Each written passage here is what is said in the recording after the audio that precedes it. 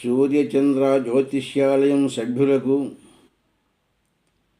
YouTube చూసినటువంటి ప్రజానీకానికి, 50 మంది ప్రజలకు తెలియజేయనది ముఖ్య విషయం.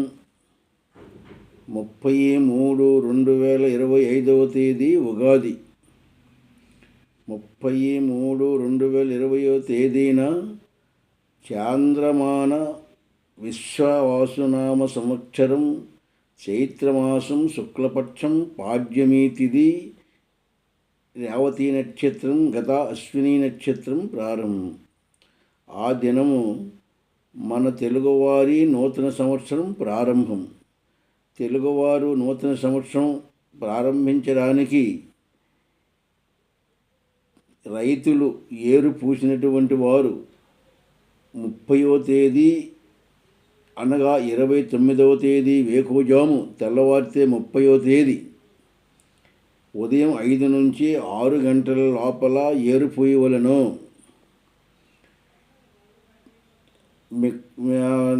మామిడికాయ మరికొన్ని కొత్త వస్తువులు కొత్తగలడానికి 6 నుంచి 7 గంటల 30 నిమిషముల లోపు కానీ, లేదా 9 నుంచి 11 గంటల లోపల కానీ మామిడికాయ కొత్తగలవలను.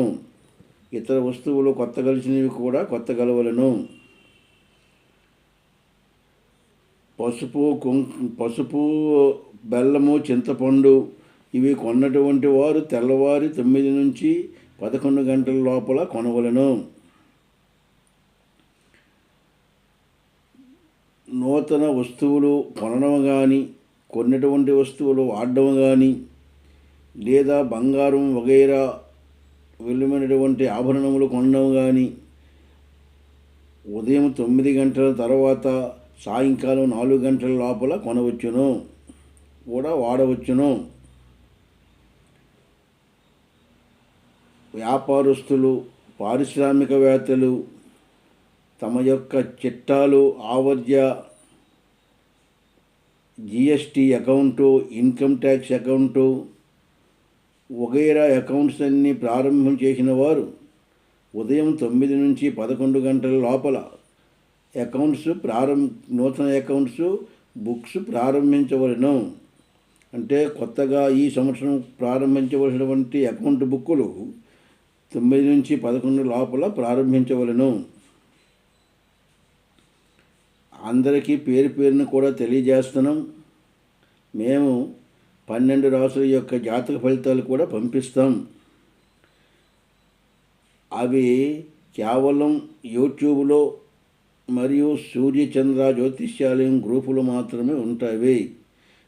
పేరున వ్యక్తిగత పంపించడానికి నెట్ సహకరించదు, సెల్ సహకరించదు, హ్యాంగ్ అయిపోద్ది. కనుక మేము గ్రూపులో మరియు యూట్యూబ్లో పెడతాం కాబట్టి అందరూ అవి చూసుకోవలసిందిగా కోరుచున్నాము.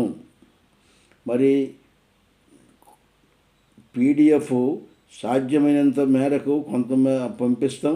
కొంతమందికి అందకపోవచ్చు, కొంతమందికి అందొచ్చు. కారణం సెల్లు హ్యాంగ్ అయిపోద్ది, మరి నెట్ సహకరించదు. కనుక మాకు సాధ్యమైనంత మేరకు కూడా అందరికీ పీడిఎఫ్ ద్వారా మేము 12 రాసుల ఫలితాలు కూడా పంపిస్తాం. అందరూ చూడవలసిందిగా కోరుతున్నాం. మీరే కాకుండా మీ బంధువులకి, స్నేహితులకు కూడా షేర్ చేసి పంపించండి. మీ అందరికీ నూతన సంవత్సరం శుభాకాంక్షలు అందరికీ తెలియజేయుచున్నాము. నమస్తే.